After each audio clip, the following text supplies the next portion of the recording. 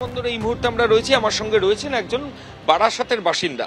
আপনার ছেলের আহমেদাবাদ যাওয়ার কথা ছিল, কি পরিস্থিতি হয়েছে? ওই 3টের সময় ইন্ডিগোর টিকিট কাটা ছিল আগে, তো লাস্ট মোমেন্টে ক্যান্সেল দেখাচ্ছে। তারপরে এদিক ওদিক যোগাযোগ করার পরে কেউ সদুত্তর দিচ্ছে না। 2টো নম্বর দিয়েছে, সে নম্বর তো কল করে পাওয়াই যায় না। সামহাও পাওয়া গেল, জাস্ট একটা ভেক অ্যাভয়েড করার মতন একটা অ্যান্সার দিয়েছে।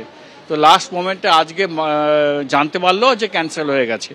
তো প্রেডিক্ট করে আগে থেকে এয়ার ইন্ডিয়ার টিকিট কেটে রেখেছিল পরশুদিনকে, অনেক বেশি দামে, 40,000 টাকায় কাটা। এখান থেকে বম্বে, আবার বম্বে থেকে আহমেদাবাদ, ডাইরেক্ট ফ্লাইটও নয়। আর ডাইরেক্ট ফ্লাইট যেগুলো আছে এবং শিডিউল টাইমে 70,000-80,000 রুপিস চার্জ করছে। গতকাল শোনা যাচ্ছে যে একটা ঊর্ধ্বসীমা বেঁধে দেওয়া হয়েছে, ক্যাপিং করে দেওয়া হয়েছে, কিন্তু আপনারা টিকিটটা তার আগেই কাটা হয়েছিল, ওই জন্য 40,000 লেগেছে ওর, তাও ভেঙে ভেঙে যেতে হচ্ছে। এয়ারলাইন সংস্থাগুলো এই যে পরিস্থিতি তৈরি হচ্ছে, যাত্রীদের তো চূড়ান্ত হয়রানি, ভয়ঙ্কর হয়রান। শুধু তাই না, ব্ল্যাকমেইল করছে, সিচুয়েশনটাকে এক্সপ্লয়েট করছে। এটা গভর্নমেন্টের দেখা উচিত, কারণ 80% ফ্লাইট অপারেট করে ইন্ডিগো ডোমেস্টিকের, মানে এই কাইন্ড অফ মনোপলি। এই জন্য গভর্নমেন্টের উচিত যে অল্টারনেট কিছু রিসোর্স পাশাপাশি রাখা, যাতে কম্পিটিটিভ হয়, যারা এরা ব্ল্যাকমেইল না করতে পারে, এক্সপ্লয়েট না করতে পারে। তো এটা হওয়া উচিত। আপনার কি নাম? আমার নাম দেবীপ্রসাদ মজুমদার। আপনার ছেলে? আমার ছেলে যাচ্ছে আহমেদাবাদে যাবে, এখন 3টের সময় ফ্লাইট আছে, তো ছেলের সাথে দেখা করার জন্য আমি এসেছি। শয়ে শয়ে উড়ান বাতিল হয়েছে, দেশ জুড়ে কয়েক হাজার যাত্রী হয়রানির শিকার হয়েছেন। যাত্রীরা বিমানবন্দরে এসে জানতে পারছেন তাদের প্লেন রিশিডিউল হয়েছে, কোথাও প্লেন ডিলেট কিংবা তাদের প্লেন বাতিল হয়ে গিয়েছে। তারা অভিযোগ করছেন তাদেরকে আগে থেকে কিছুই জানানো হচ্ছে না, যে কারণে তারা এই হয়রানির শিকার হচ্ছেন। তারা ক্ষোভে ফেটে পড়ছেন। ভোগান্তির ছবি কলকাতা বিমানবন্দরে কিন্তু পাল্টায়নি। আরো একজন যাত্রীর কথা বলবো। আপনি মুম্বাইয়ের জন্য যাওয়ার জন্য টিকিট কেটেছিলেন, কি ফেস করলেন? আমার আজকে 4:30 ফ্লাইট ছিল, কাল অবধি তো কিছুই জানতে পারিনি। ভোর সকালে একটা মেসেজ এলো কি ফ্লাইটটা ক্যান্সেল হয়ে গেছে। তারপর থেকে কনস্ট্যান্টলি ওদের রিচ। কখনো এলো মেসেজ? ভোর 4টের সময়। তো আমি তখন ঘুমাচ্ছি, সকালে উঠে দেখি ফ্লাইট ক্যান্সেল হয়ে গেছে। এবার আমার কালকে যাওয়াটা একান্তই দরকার, মানে পরশু ওখান থেকে আমার আবার বেরোনো আছে, অন্য ট্রিপ আছে। তো সেই নিয়ে মুম্বাই থেকে অন্য জায়গায় বেরোবো। তো সেই নিয়ে সকালে আমি অনেক চেষ্টা করলাম ওদেরকে রিচ করতে, কিছুতেই ওদেরকে রিচ করা যাচ্ছে না। সেটা একটা সবচেয়ে বাজে জিনিস।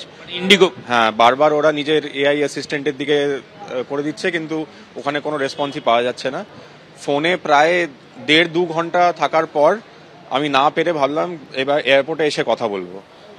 থ্যাঙ্কফুলি এয়ারপোর্টে এসে ফোনটা ফাইনালি লাগলো। তাতেও আমি ওনাদের বললাম কি আপনাদের যে ফ্লাইট অপশনগুলো দেখাচ্ছে তার মধ্যে কোনো একটা দিয়ে দিন।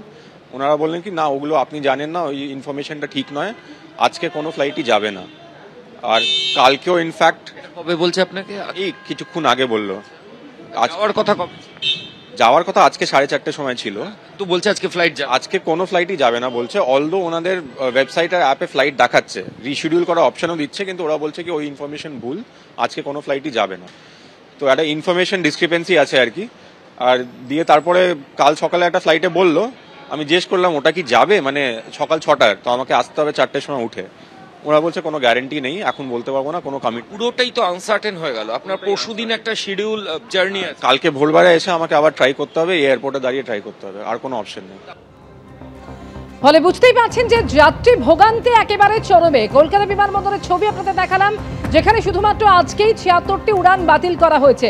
তবে শুধু কলকাতার ছবি তো এটা নয়, একই সঙ্গে মুম্বাই, চেন্নাই থেকে শুরু করে চণ্ডীগড়, দেশের সমস্ত বিমানবন্দরগুলিতেই একই ছবি, যেখানে একের পর এক ইন্ডিগোর বিমান বাতিল হয়েছে। এবং আপনাদের আরও একবার জানিয়ে রাখি, ইতিমধ্যেই ইন্ডিগোর ম্যানেজারকে শোকজ করা হয়েছে। Director general of civil aviation show cause করেছে তাকে, এবং 24 ঘন্টার মধ্যে তাকে উত্তর দিতে হবে। উপযুক্ত ব্যবস্থা, কেন উপযুক্ত ব্যবস্থা নেওয়া হলো না তা জানাতেও নির্দেশ দেওয়া হয়েছে, এবং নির্দিষ্ট সময়ের মধ্যে জবাব না এলে কড়া ব্যবস্থা নেওয়া হবে বলে হুঁশিয়ারি দেওয়া হয়েছে।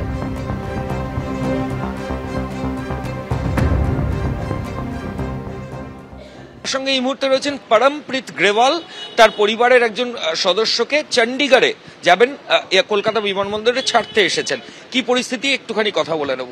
এই যে এয়ারলাইন্স সংস্থাগুলো, ইন্ডিগো স্পেশালি, যে এত ফ্লাইট ক্যান্সেল হচ্ছে, কি সিচুয়েশন?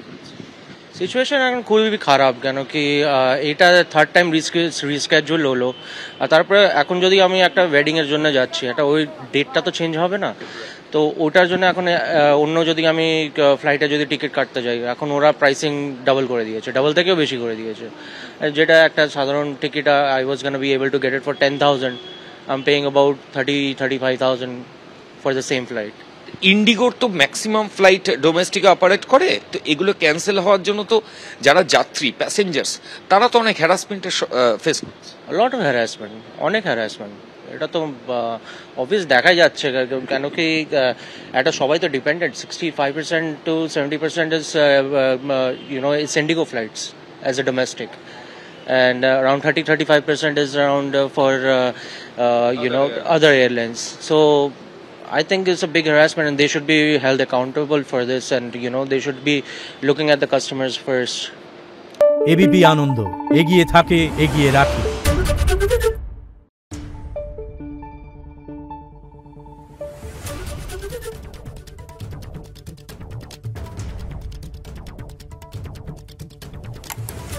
Thank you.